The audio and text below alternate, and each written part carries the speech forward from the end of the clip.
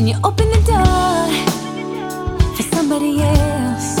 Welcome back, everyone, to the Vaccine Conversation with Melissa and Dr. Bob. This is our extremely exciting Part 2 episode with the one and only Barbara Loe Fisher.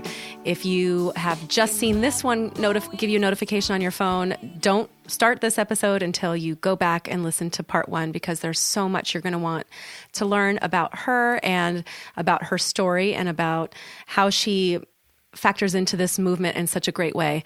And we're going to continue Part 2, like we do with all of our other interviews, discussing the work and the educational background, the research, and the contribution that this person, this influential person, which is what we aim to do, is have these people to inspire you guys and inspire us on the show so that all the listeners can benefit from what they have to offer. And so today we're going to talk about Part 2, and Dr. Bob is going to lead with many of the questions he's come up with about Barbara Loe Fisher and her work and where she's come from and how she's gotten to this point, and any advice maybe she has for us at this point as well. Welcome back, Barbara Loe Fisher. Yeah, Barbara, thanks for hanging on the phone with us. And yeah, and it's just fun because I do feel like we're just chatting with a friend, you know. And I mean, I've known Barbara for ever since 1997. Yeah, I graduated in 95. So I would have met you. I would have seen you at something. I think it was 1994. Almost that Greg took me. We're going to talk about it, but I've known you for many, many years. I consider you a good friend, and I love connecting with you at conferences from time to time. So then tell me, was there anything on Part 1 that you did not know about Barbara that you learned today? Actually, almost all of it, I would say. It was new? Yeah. Oh, that's so great. I mean, Barbara and I have never sat and chatted, through this. And actually, that just reminded me, Barbara, I'm going to be seeing you in about a month from now in Washington, D.C. And actually, I guess maybe we want to give a little shout out to our listeners on the East Coast. There is the Vaccine Injury Awareness Event. Epidemic.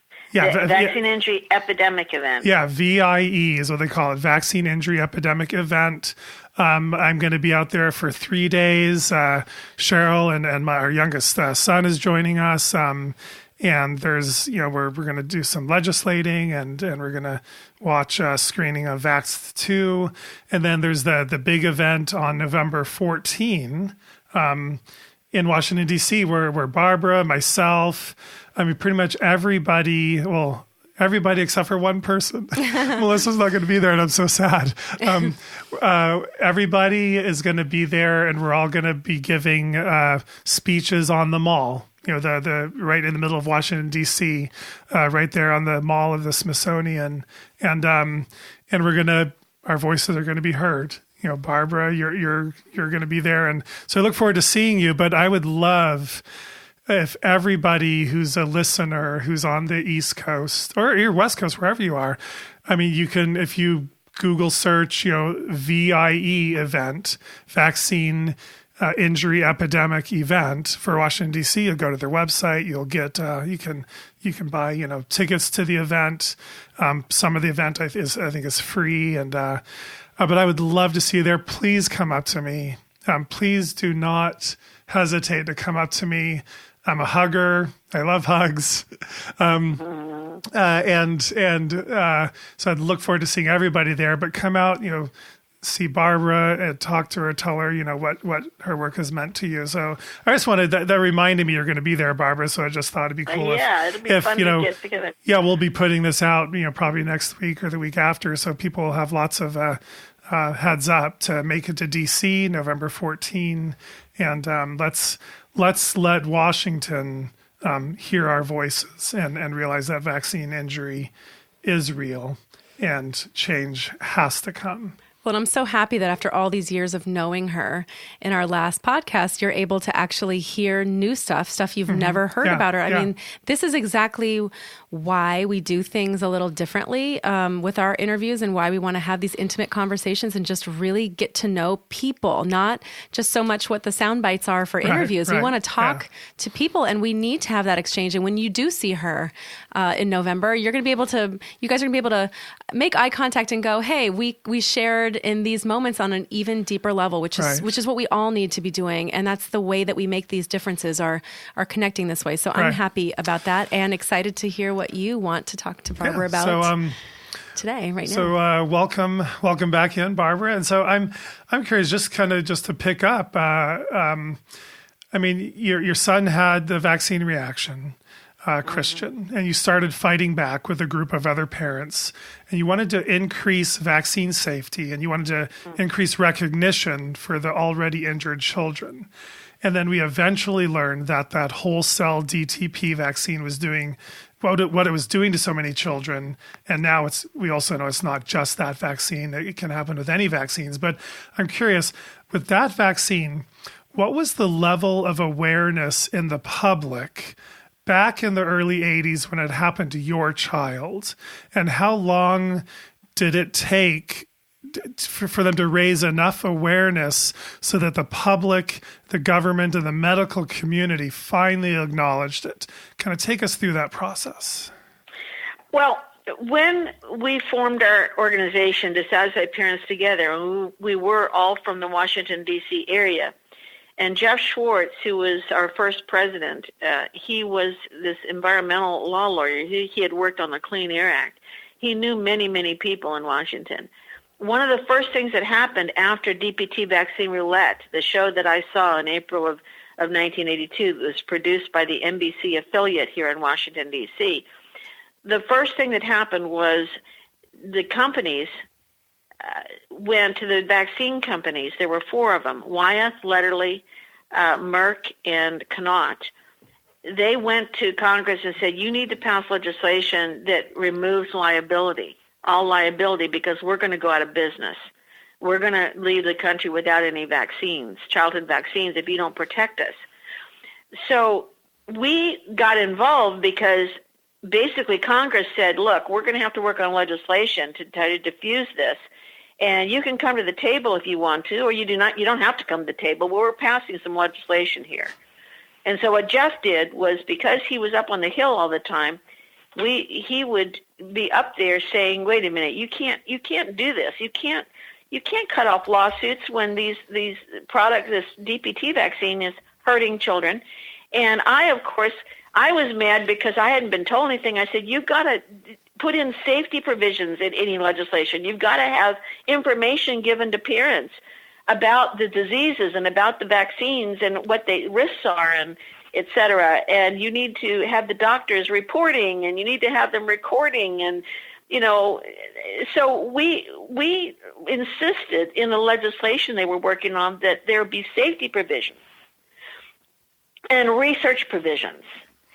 And we insisted that they could not let the companies and the doctors off of liability, that if they were going to do protection, it couldn't be complete protection. There had to be some liability. Otherwise, there was no ability of the people to put financial pressure on the companies and doctors to do the right thing. Right. And no incentive, right? No incentive for them. No incentive. Mm-hmm. Right. We never, ever abandoned that position. It took 4 years, almost to between 1982 and the law was passed in 86. You talk about David and Goliath. Right. Are you kidding? We were a handful of parents. There was no internet, no cell phones. Okay, hardly anyone had a personal computer. And we were going up there, and we were trying to hold the line against the pharmaceutical industry, the federal health agencies, and all the medical trade associations.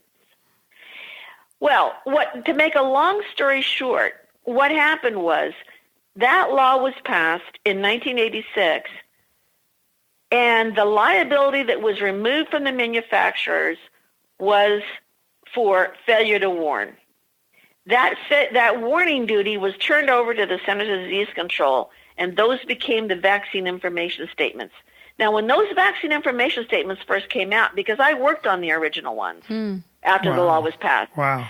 They were like 20 pages long. Wow. Wow, seriously?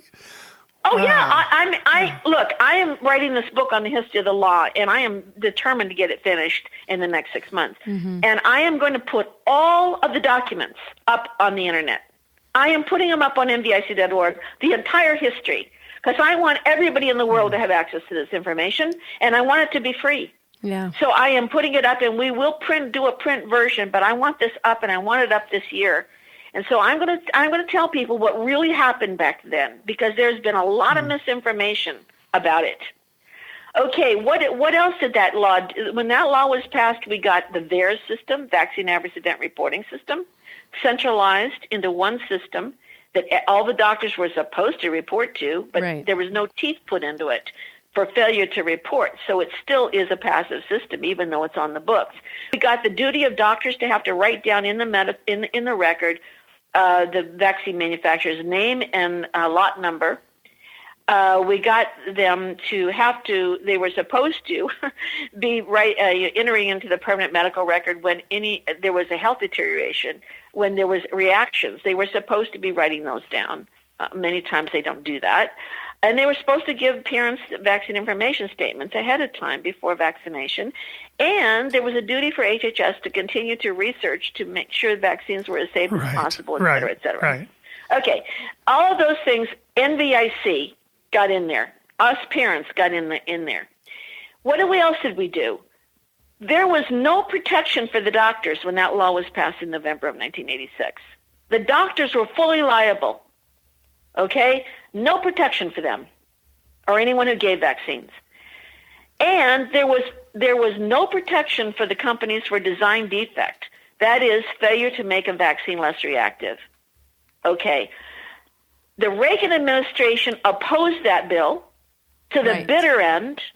The companies opposed that bill at the end. They wanted complete liability protection. They didn't get it.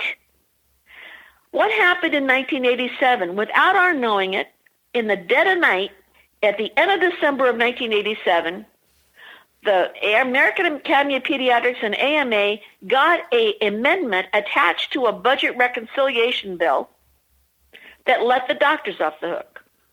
Wow. That was never agreed to by us, ever. Wow. What happened in 2011? The Supreme Court, with Justices Sotomayor and Ginsburg opposing in a brilliant dissent. Yeah.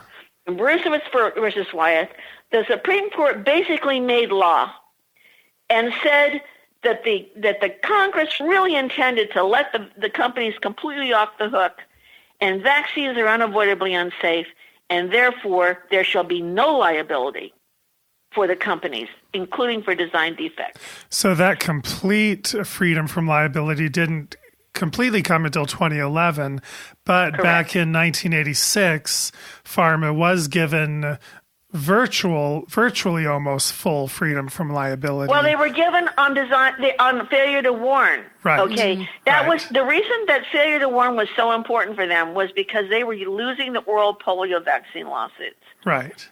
See, back in 1976, there was another bogus fear mongering about a swine flu pandemic that was supposed to happen that didn't happen. And that was where the precedent was set for letting the manufacturers off the hook for injuries. It was for the swine flu in 76. That was 10 years before the 1986 National Childhood Vaccine Injury Act. And so that precedent was set on that, but they were angry about the oral polio vaccine lawsuits because the oral polio vaccine was a live virus vaccine that could cause polio, vaccine strain polio, in a recipient or in a close contact that came in contact with the body fluids of a person recently vaccinated who was shedding polio virus, vaccine strain polio virus. We also worked on getting that vaccine replaced with an inactivated vaccine. But the thing that, at any rate, what I'm trying to say is that people don't understand that the law that is in place today is not recognizable to the law that was passed in 86. And I'll tell you why, especially, is after that law was passed, and in addition to the 87 amendment that let doctors off the hook, the Congress made amendments. The same people who supported that law went in and gutted the law. The same legislators that supported the law gutted the law afterwards by weakening the parent information packets, the information that would be on the vaccine information statement. By allowing the Department of Health and Human Services and Justice to go in there and through rulemaking authority weaken the compensation program, dismantle the table of compensable events. This law is not recognizable to the law that we signed off on. Wow. Well, that's fascinating, and we look forward to actually seeing you reveal the entire story of this. And actually, we'll have you back once you're done with this work and putting this all together. I think it'll be fun to maybe have you back. Or maybe while we are out for an announcement we can't make yet. Yeah. Maybe we could do that if that's that was it's on my list. Yeah, we might find ourselves in Virginia or Florida, coming up soon. Barbara will do this in person. But I'm just curious, Barbara, what was that like for you? And I'm going to use the term as just a mom, but part of a group of other, just parents, but, lawyers and maybe a few doctors as well. What was that like to just walk into the Capitol building and talk to these legislators and try to get them to listen to you in order to help, get what at the time you had thought was going to be an amazing, wonderful law in every way. What was that like to just walk in there and get them to listen? How did you guys get them to listen to you against someone as powerful as Big Pharma? Well, it was a different time. In the early 80s, in the 60s and 70s, the lawyers in this country were able to go in because all the laws that had been passed in the last 35 years weren't in place. And consumer advocacy was welcomed. It was celebrated. Really? Absolutely. Huh. We had a place at the table because consumer advocacy and making government do a better job was in fashion. And so we were able to get on train. We were able to be taken seriously. And and I would do shows like in the late 80s, early 90s, and I was accorded some amount of respect for articulating a consumer advocacy position in a responsible way. And and there was also independent media then, where now all media is owned by a few corporations. Right. Back then it was very diversified, so they were competing with each other for viewership. And this issue was allowed to be talked about. Now, there still was suppression, okay? I mean, I was supposed to do Sally Jesse Raphael's show after I'd done the Regis Philbin show, and there was a doctor on there that put the kibosh on the Sally Jesse Raphael show. So there was definitely suppression, but there was enough competition for viewership that we were able to still have some discussion about this. And I would just say that it was a different time. Yeah. And that's why I was allowed to be on those vaccine advisory committees. I mean, Institute of Medicine, I made public presentations. I co-authored the report on communication and vaccination. I did a lot of things, publicly by sitting on the FDA Vaccines and Related Products Advisory Committee.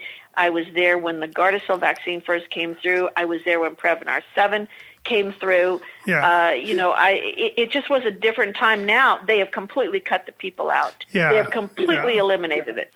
Yeah. We're going to circle back to that because I want to ask you some more about that.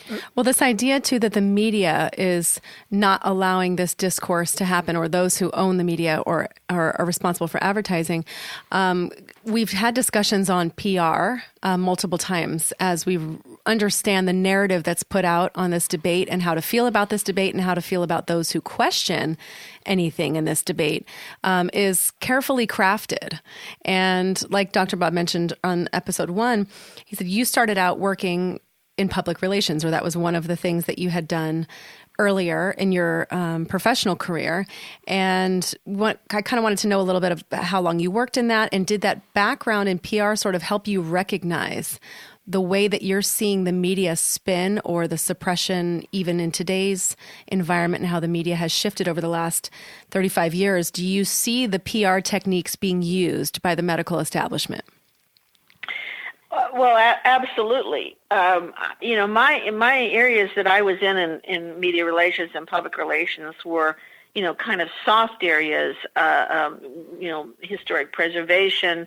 I did tourism. I worked for a hospital. I did a lot of troubleshooting when, like, there was an anti-abortion protest at the hospital, et cetera. So I learned how to position and how to present a topic that was controversial for the public, so that they would understand it more clearly, or the position of the hospital or whatever.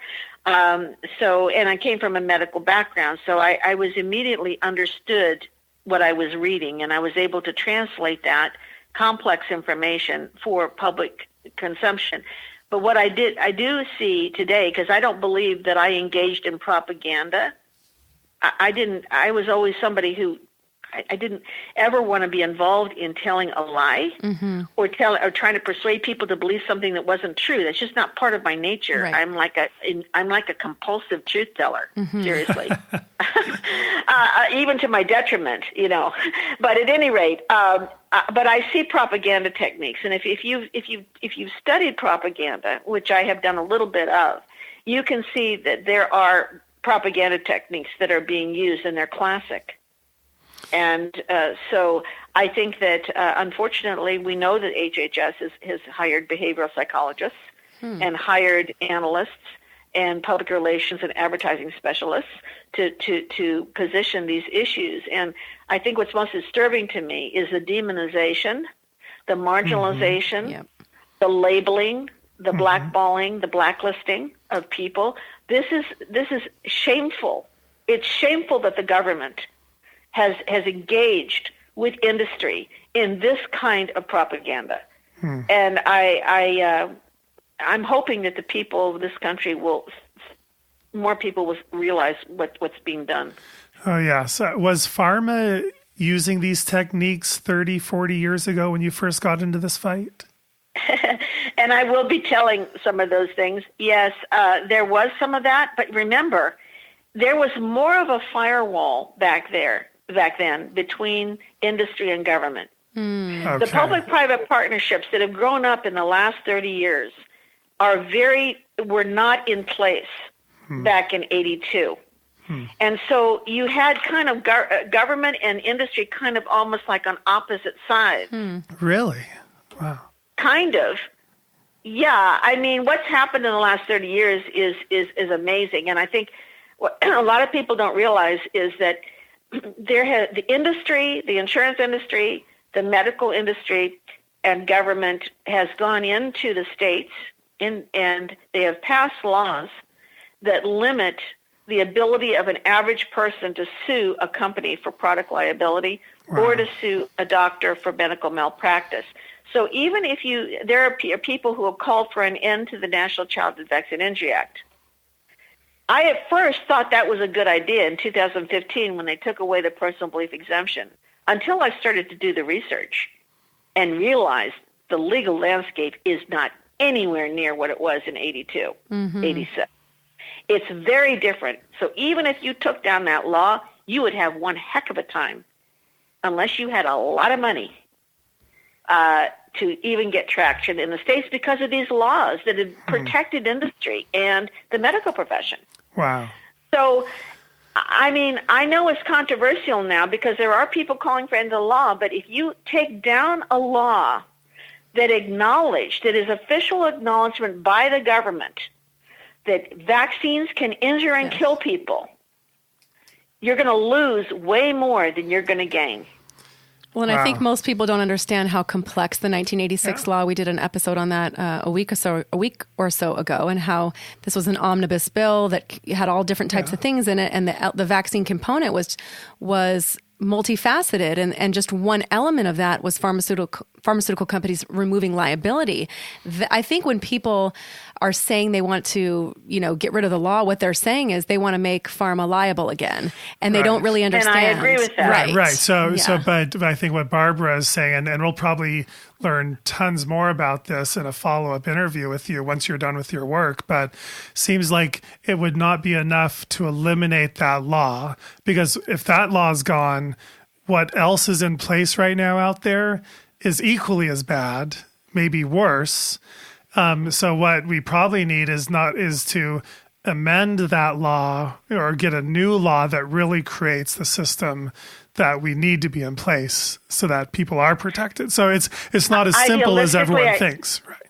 Yeah, idealistically, I think you're right. The thing is, we have to be pragmatic. Yeah. And right now, in a Congress that has passed the 21st Century Cures Act at the end of 2016, and Pharma owns Congress because of these public-private partnerships. And when I looked at the BBC production, I mean, I had interviewed for the BBC documentary that was just released. It was released in the UK, but I realized that it is so obvious when they said that DPT vaccine never did cause brain damage. Right. Yes. DPT vaccine does not cause brain damage. Yeah. Right. Oh, okay. Right. They would government and industry would love that law down because all they would do is you'd eliminate theirs, you'd eliminate federal compensation, you'd eliminate any acknowledgement that vaccines can injure and kill, and you have no contraindications and you have no exemptions, and they would pass a law in a heartbeat that would take away all liability anyway. Right. And just say, here's some more money states to eliminate exemptions. Yes. Yeah. So I want to go back. This is fascinating. I look forward to learning more about that. But I want to go back. So basically, they passed the 1986 Act, and you and your group, your DPT group, was it Parents Together? Something. Dissatisfied Parents Together. Yeah. Your work basically then led you to starting, that group and building NVIC, the National Vaccine Information Center. I'm curious, what was it like to build that organization? How did you build it, and who was involved from the start, and how did you get all the right people on board together to make this succeed?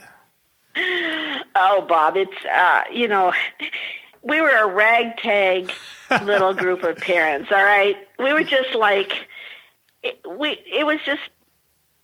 had Dissatisfied Parents Together. We were operating out of our basements. We were trying to get donations for $3 parent information packets on DPT and pertussis that I wrote. And we didn't have any money, and we almost closed several times in our history.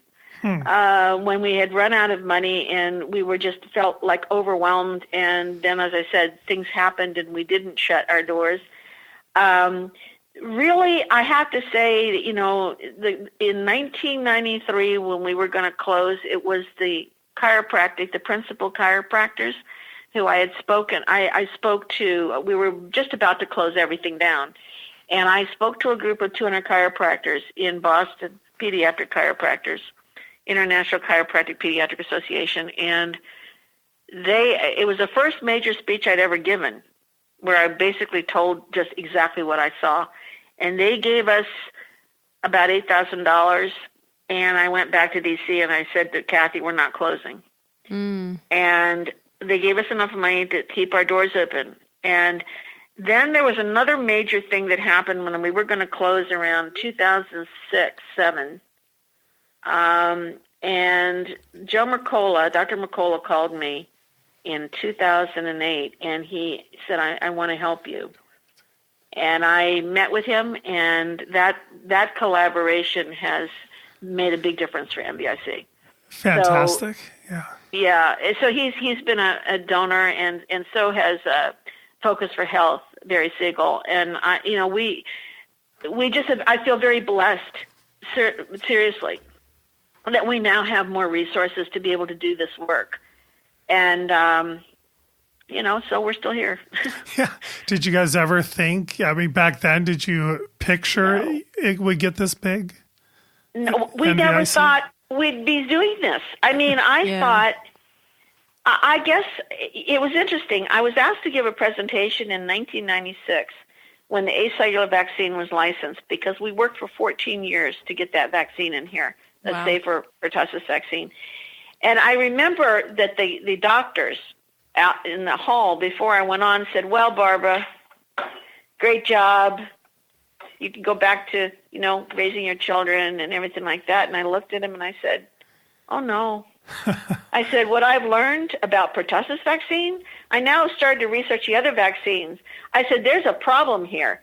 We should have seen the looks on their faces. They thought that we were going to go away. Wow. Right. Wow.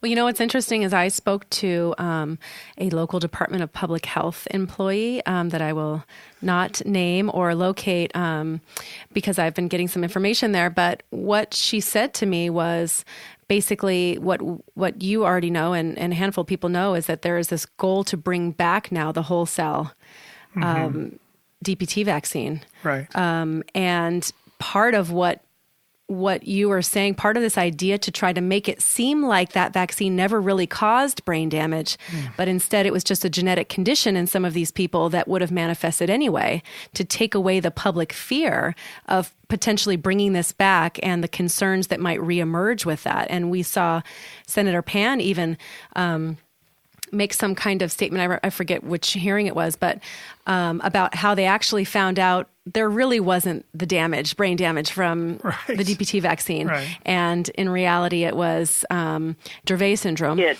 Yeah, this genetic condition that's underlying. Dravet, yeah. Yeah, Dravet, yeah. And well, I mean, that's just a very tiny subset. That particular genetic, whatever you want to call it, de novo mutation. Yeah. I love the word de novo. They absolutely cannot write that off. And I know that the BBC production, David Salisbury, they tried to say that DPT vaccine didn't cause brain damage ever. It's a complete lie. Yeah, I agree. And they know it. The NCES absolutely found a statistically significant correlation between the receipt of DPT vaccine in previously normal children within 7 days of DPT shot having a neurological event, and it was 1 in 110,000 encephalopathy, 1 in 310,000 permanent neurological dysfunction, and that was upheld 10 years later by the NCS study, and then Institute of Medicine in 1994 upheld that finding as well. So they want to rewrite history. Like I said, they don't want that law. They want to be able to take that law down. And because it's acknowledgement that vaccines can injure and kill. And it's interesting that you can see this happening. Like if you can step back and you've witnessed enough of what's going on, you start to see the groundwork that they're laying for something that's going to come in the future. So when you start to see these editorials and op-eds and these discussions come out in the news media about, it turns out this really didn't happen. It's like, this is a precursor for something coming, and they want to change and shift public opinion and normalize something for a while, for a few years before they bring it to the table again. It's so obvious when you've been in this long enough, even for me, just 5 years of every day, all the time, seeing the patterns. It's like you can, just like the medical exemption law that we just dealt with, we talked about it on the podcast in November of last year because we read the study that I said to you, this is going to be the foundation for them creating a law that they feel they need to tighten up or almost take away the medical exemption. And it's exactly what happened. If you really pay attention, you can see this stuff coming because it's so clear the steps that they take. Right. I want to, you alluded to this in the last episode, Barbara, but I want to thank you and also blame you for bringing me into this fight. And I told this whole story on the podcast, but I didn't really explore so much your personal role in this, but it was a shot in the dark that pulled me into this. And is basically I was in my last year of medical school at Georgetown, right there in DC. It was 1995. And I had already given my first child all of these vaccines, the DPT, the whole cell, the oral polio, all these vaccines. And he was a couple of years old. And I became friends with Greg. We call him rocket scientist Greg. And you know who I'm talking about. He's a longtime friend of yours as well. And Greg basically allowed Cheryl and I and our youngest child to stay at his home in his basement apartment in exchange for me agreeing to read A Shot in the Dark. Yeah. So it's basically, that was the rent that I paid. And I was, almost graduating medical school. And I felt like, well, why would I need to read a book written by some mom somewhere? Yeah. And so I sat and Cheryl made me read the book. I read through it. But the book, of course, how scientific it is. Yeah. The book is nothing but a list of scientific research studies explained and then the personal stories behind it. And so then Greg and I did exactly what you and your partner did, Barbara. We went into the library, the Georgetown Library. We pulled up all the articles. We Xeroxed them. And I read the articles that you wrote about in the book. And I was just shocked. I was shocked that you were right. Your book was accurate. And it changed my life. And so thank you for that. Without that, who knows? I might have just kept, doing every single vaccine with all the kids. One of my kids might have ended up having a bad vaccine reaction, or I don't know. I could be just a regular pediatrician today. Without that book, we wouldn't have this podcast.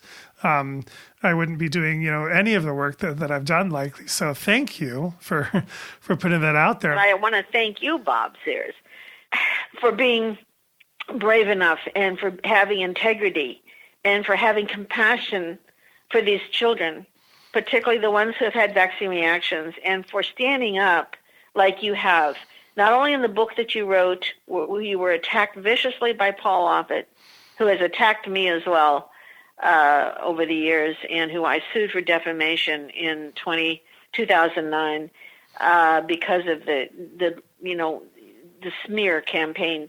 But you have stood up against so much opposition from ignorant people within your own profession.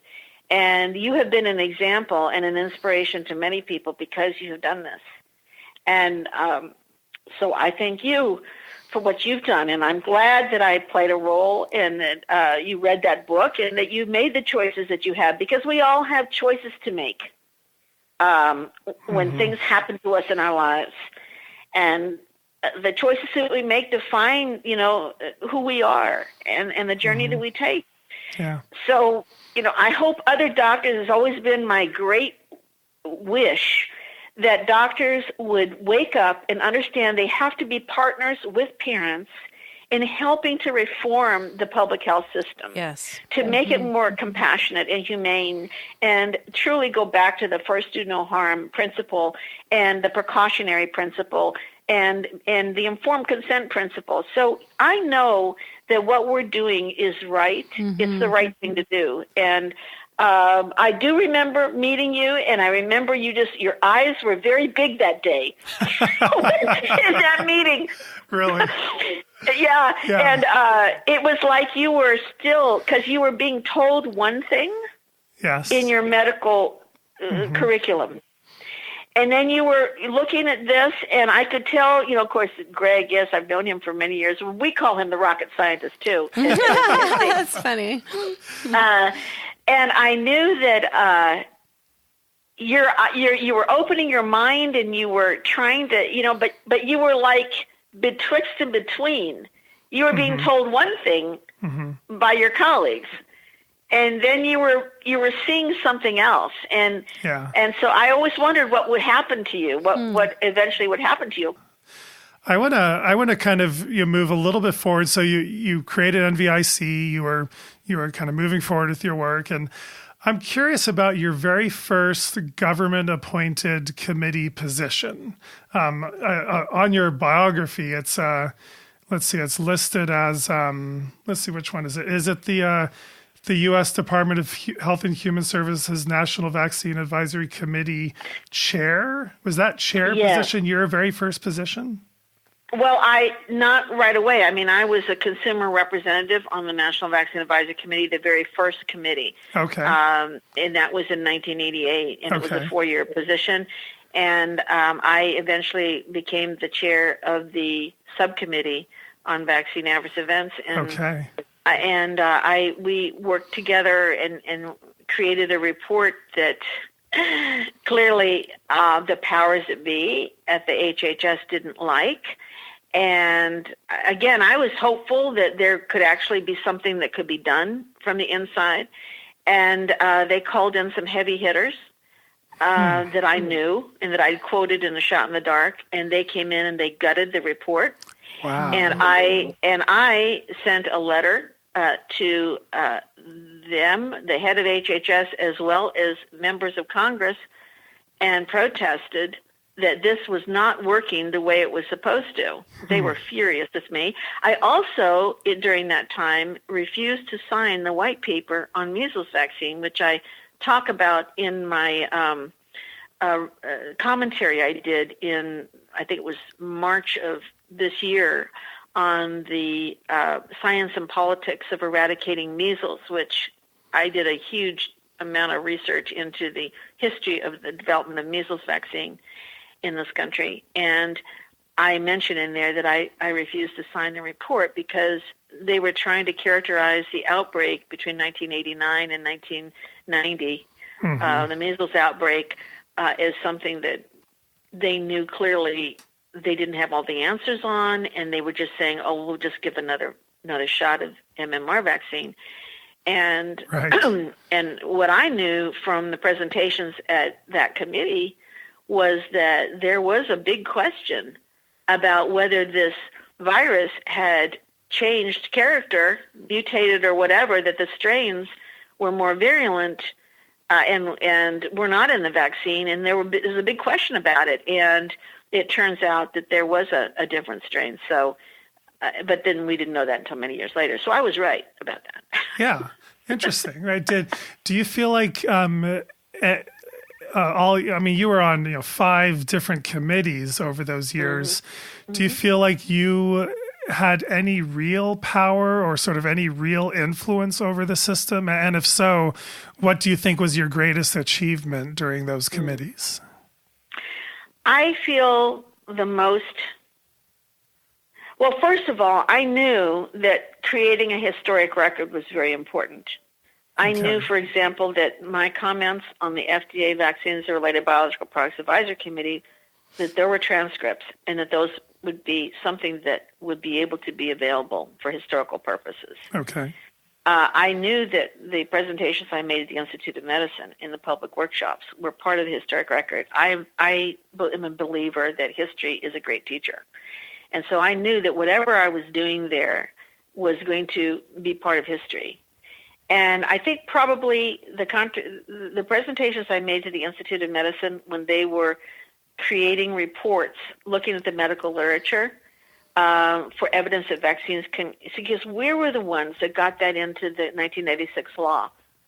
We got in the requirement that the Institute of Medicine or another entity like the Institute of Medicine would have to be commissioned by HHS to look at the medical literature for evidence that vaccines can injure and kill.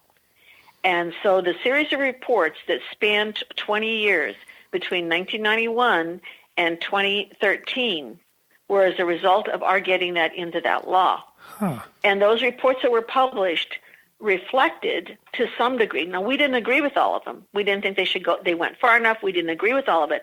But I know that our footprints are on there, on those reports, in acknowledging that vaccines can injure and kill because of the work we did. And so I feel good about that part. Good. Do they have people like you on those committees today? No. They don't have any more committees. In other words, the federal advisory committees, like the advisory committee. Now, we do have, we just nominated and did get Karen Kane is now, who is the mother of a child who's no longer alive, but DPT, and she is now the consumer rep on the Advisory Commission on Childhood Vaccines. But it's been a long time trying to get somebody on there.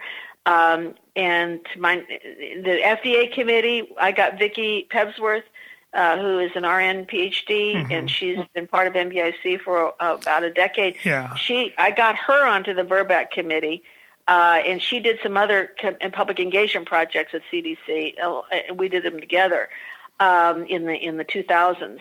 But I'd say for the last 7 years, probably they stopped around 2013 when they didn't like that Institute of Medicine report in 2012 and 2013. They were very unhappy with it. Well, no longer are public advocates, no longer is consumer advocacy considered to be a good thing in this country. I mean, we're no longer, citizens are no longer really at the table if they are saying something that's contrary to government policy. Well, I'm curious. I know that you've testified before dozens of state legislatures and also in front of congressional committees, like you've said.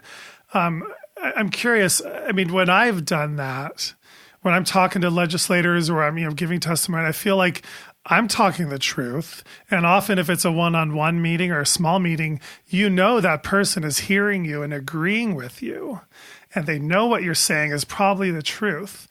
But what's kind of been your experience on how your information is received? And do you kind of feel like, yes, almost all of these legislators agree with you, but then what? They just can't act on the information. They can't embrace it or use it just because it's too toxic to their agenda. Do you find that, or what's your experience with that? Well, I know when I was sitting on the government advisory committees, especially the FDA committee, I was often the lone person who would vote against recommending licensure of for either safety or for effectiveness, efficacy. And I remember they were always 2-day meetings, and the first day I was okay. By the second day, I had such a severe migraine I could barely get out of it because the problem is that you can tell the truth, you can hold that banner, but it's very, very fatiguing and very, that negativity eventually gets to you because they block their minds, and they, even if there are people on the committee who understand that what you're saying is true and they see it, they're constrained by the government grants they get, perhaps by the manufacturer grants they get. They're constrained by political correctness and by their peer pressure from really going there. And it's sad to see because I can feel it from some of them that they know that it's wrong to vote the way they vote. Right, exactly. Yeah. Mm-hmm. And it's the same thing for in legislatures. I mean, I've watched California now since 2015, and it just breaks my heart because you can see them. They're conflicted. Yes. But they just can't. They don't have the strength to do it. And that's why it's so extraordinary to find doctors like you and others who have put it on the line and almost universally been their careers destroyed. Yeah, well, Barbara, I mean, you've done so much over the years. I mean, I'm curious. I'm curious, what has been your favorite thing that you've done, your greatest success? I mean, the thing that you look back on and say, wow, that was the most amazing thing that was personally fulfilling to you. I don't know, just maybe out of all your interviews, all your committees, your public hearings, the books you've written, your appearances in documentaries. I mean, what do you look back now on as saying like, wow, that was the moment that I look back on with a smile and really warms your heart? Anything that really stands out to you? Or more than one thing? I do. I have to say that debate with Neil Halsey in 1997, where for the first time informed consent was talked about on national television, and the issue of the chronic disease and disability epidemic that associated with vaccines. That was probably my favorite, one of my favorites anyway, debates that I did, and a moment that I will always remember. It's interesting because I still have books to write. In fact, I have my major works are ahead of me. And so I look back, and it's like everything has prepared me for this moment. Yeah. And here I am at the end of, the last certainly quarter of my life. And yet it seems odd to me because it's gone so fast in so many ways. Yeah. But I think certainly a shot in the dark was an important contribution. And I think that somehow surviving, NVIC being able to survive and still be a disseminator of information is an accomplishment as well, because they've tried to take us out many times. And what's so nice about what you guys offer as an organization is, even though it's a national organization, obviously people internationally are positively affected by it and educated because there's so much information that you provide and you give. But the thing that I think really sets you apart, and I mentioned this to Dawn on season 1, is that keeping up with the legislative battles in all of the different states, I know how overwhelming that is and how exhaustive that is, to be able to have to know all the different bills that are being proposed, what their current status is, what has and hasn't passed, and to do that for all 50 states and to be a hub where people can go when they want to find out more about their state. I mean, it is just, the amount of resource there is so complete and so it offers so much knowledge for parents who are, many times somebody will message me and go, I'm in this state and I don't know how to get involved. And honestly, one of the very first things I say is, have you checked NVIC and have you looked under the state and see how you can get connected and find your own informed choice or health freedom group in your state? That is the first place I think to send people. Because I can feel that your information is valid, and I know it's backed up, and I can feel comfortable that this is the place to go. Well, thank you for that. Dawn Richardson is an amazing woman, and she deserves the credit for the NVIC advocacy portal at nvicadvocacy.org.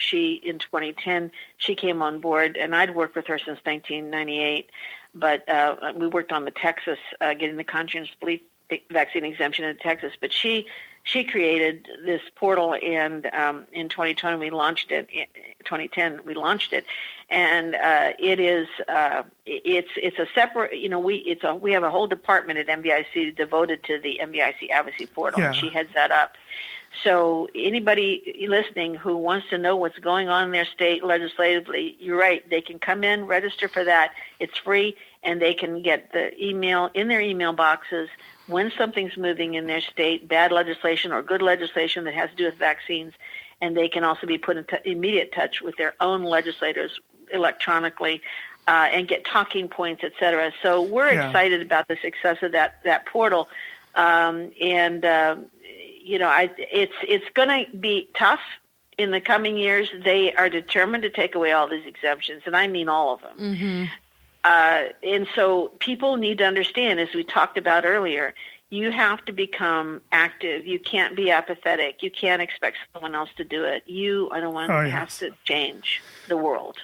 Yeah, so I want to just walk people through really quick just so they know, and we put links to this up on our podcast website as well, but people basically, they can check out the National Vaccine Information Center. You guys are NVIC.org. That's your main nonprofit website. People can donate. Please donate. Please support Barbara's efforts because, you guys are the premier, national organization that I think has really taken the lead on this over the years. You have thevaccinereaction.org.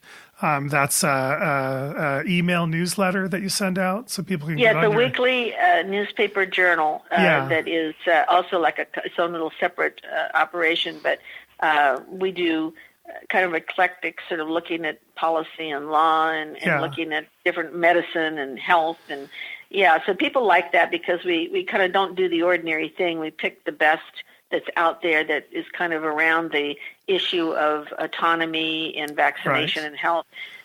Yeah. And then there's NVICadvocacy.org, which is the political side of things. But everyone, all our listeners, visit the NVIC website, check it out. And I love, if you look up under About Us and you kind of look up, who's on your board of NVIC. If you look at Barbara's bio, you'll actually see everything she's done, everything she's written and published, a lot of her committee reports that she submitted. You can click on links to them and read them. You can look at a lot of your old television interviews, newspaper, magazine articles you've written. There's links to everything. Is the Halsey interview accessible on your site? If you go on the top menu under Informed Consent, there is my presentation that I made that day in 1997. Excellent. that you saw, and there's the debate with Halsey is on that page. So it's About Us, and you drop down and you can get both click on About Us and see our board and our mission and all that. And you can also click on Informed Consent and see that presentation I made on moral right to conscientious belief exemption. Oh, fantastic. Yeah, I know. I see that right there. It's About Us. Click on Informed Consent, and it is right there. Barbara, you're currently working on a new book. And is there anything else you want to tell us about either about that or what's next for you, coming up, this year or next year? Well, I really, I feel at this stage I really have to put down the history. I have to document it, and I have to tell my story, and I have to, like I say, there's 5 books that I've outlined, so I've got to go step by step through them, and I really want to spend a lot of my time researching and writing. And we've got a bigger staff now, and that's going to help us to take some of the pressure off of me. Right. So I'm excited for the future. I know the challenges are big, but I truly, like I said earlier, I believe the people, when they understand, are going to respond. And it's not going to. I mean, their oppression is probably going to get worse before we're able to break through. Right. I've said the same thing. Handcuffs off. Yeah, I've said the same thing. It's going to get worse before it gets better. I've resigned myself to the fight to the fact that I'm probably going to be in this fight for the rest of my life. And I'm okay with that. I know we're eventually going to win this, because I don't think there's ever a time in history where people on the side that we're on, where they haven't won. I think everyone's won this victory in the end when it's something like this. So I know we'll win. Freedom is a powerful, powerful motivation. Freedom of thought, conscience, religious belief. These are human rights, natural rights that we must never, ever give up for any reason. That is so true. And I really want to thank you again for taking this time to be with us. I know that you are in the middle of writing that book, and this is taking time away from making headway on your 6-month deadline that you want to get this all finished by. And I look forward to hopefully being able to do a follow-up with you in person. Again, we'll have an announcement coming soon that we can't talk about, but that would be amazing to be able to see you and see you if you're ever out this way as well. I have so much respect for you. I appreciate and thank you so much for the contributions that you've made, because like you said, the 40 years of groundwork, I've heard people criticize the work that's been done before as not being enough or not being hardball enough, or I've heard different things being said, and I absolutely disagree with that. I think that every single thing that has been done by parents like you over the last 40 years and even longer, going back to the 1850s where it really started, but this idea that everything that you've done and that parents like you have done has absolutely been, like you said, it's a slow moving process, but it's one that has been necessary to get to the point that we are. And the movement would be nothing without the work. And a lot of times invisible work, the work that nobody sees is being done. In fact, most of the time, that's what's happening. And I know exactly how much that you have all put into this to be where we are today. And I think anybody who's fighting for medical freedom, informed consent, health freedom, health choice should be thanking these parents that came before us for allowing us to be in a position where we can make our voices louder, and we're hoping to add to it. But it is people like you that has really been the force behind this. And I thank you for that. I thank you for inspiring me just with today's discussion and from our part 1 discussion. And I have the utmost respect for you. And I really appreciate you being on the vaccine conversation with Dr. Bob and I today. Well, thank you so much, because you're going to carry it on. It's important for people to understand that this has to go on. It has to go on to the next generations, and you're going to be the leaders who are able to carry it on after we're not here. So thank you. Thank you for the work you do. Thanks for coming on, and keep it up. And I will see you in November at the VIE event. All right. Looking forward to it. Thank you, guys. All right. Take care. Take care. Bye-bye.